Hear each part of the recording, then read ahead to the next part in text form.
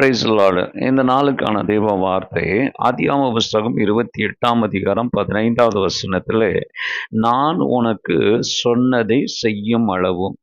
இந்த வேத பகுதியில் ஆண்டவர் நேரத்தை குறிக்கிறதை நாம் பார்க்கிறவர்களாக இருக்கிறோம். யாக்கோபுக்கு கர்த்தர் நேரத்தை குறிக்கிறதை பார்க்கிறோம். முடிவையும் துவக்கத்தையும் பார்ப்பதினாலே தேவன் நேரத்தை குறிக்கிறார் என்று நாம் அறிந்து கொள்ளலாம். ஒரு குழந்தை பிறந்து 30 வயது ஆக வேண்டும் என்றால் 30 வயது வரைக்கும் 30 வருஷம் அந்த குழந்தை வளருவதற்கு தேவைப்படுகிறதா இருக்கிறது. உன்னை பெரியவன் ஆக்குவேன், உன் சந்ததி ஆக்குவேன் என்று சொல்லும்போது, இந்த நேரத்திலே யாக்கோபுக்கு திருமணம் ஆகவில்லை. ஆனால் ஆண்டவர் அவனுக்கு நேரத்தை குறிக்கிறார். கிழக்கு மேற்கு தருவேன் என்று சொன்னபோது அவனுடைய கையிலே ஒரு இடமும் நிலமும் இல்லாமல் இருந்தது. தேவன் குறித்து வைத்ததை கர்த்தர் அதை செயல் பண்ணுகிறவராயிருக்கிறார். தேவையான தேவையானதை சொல்லாமலே செய்கிற ஆண்டவர் நம்முடைய ஆண்டவர். இயற்கையாகவே அந்த நேரத்தை ஏற்று அதை நிறைவேற்றுகிறவராயிருக்கிறார். உங்கள் வாழ்க்கையிலும் என் வாழ்க்கையிலும் கர்த்தர் சிலதை சொல்லி இருக்கிறார். நிச்சயமாகவே அந்த நேரத்தை கர்த்தர் ஆயத்தப்படுத்தி அதை செய்வாராக.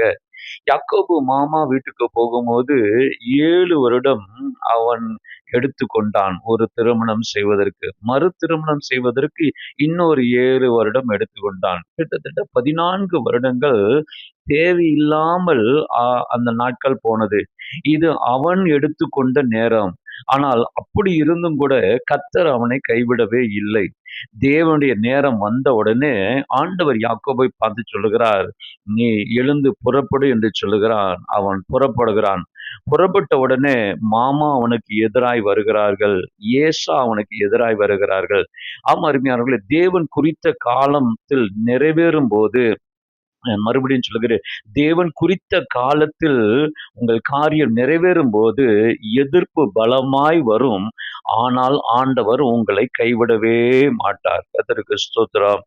நீங்கள் இந்த வேத பகுதியில் அநேக இடங்களில் நீங்க வாசிக்கும் போது ஆண்டவர் குறித்த நாட்களையும் குறித்த நேரத்தையும் அதன் காலத்தில் செய்து முடிக்கிறார்.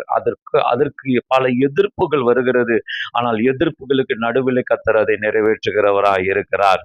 1 ராஜாக்கள் 17ஆம் அதிகாரம் 14ஆம் வசனத்திலே, தேசத்தின் மேலே மழை கட்டளையிடும் நாள் மட்டும் என்று சொல்கிறார். until that time. ஆண்டவர் நிறைவேற்றுகிற அந்த நாள் வரைக்கும் நிச்சயமில்லாத ஒரு காலம்.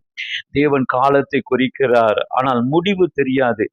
ஏன் உடனே முடிவு தெரியவில்லை என்றால், அப்பொழுதுதான் தினமும் நாம் ஜெபிப்போம். அந்த காலம் நிறைவேறி முடிகிற வரைக்கும் நாம் விடாமல் நாம் ஜெபிப்பதற்காகவே கர்த்தர் முடிவை நமக்கு சொல்லாமல் இருக்கிறார்.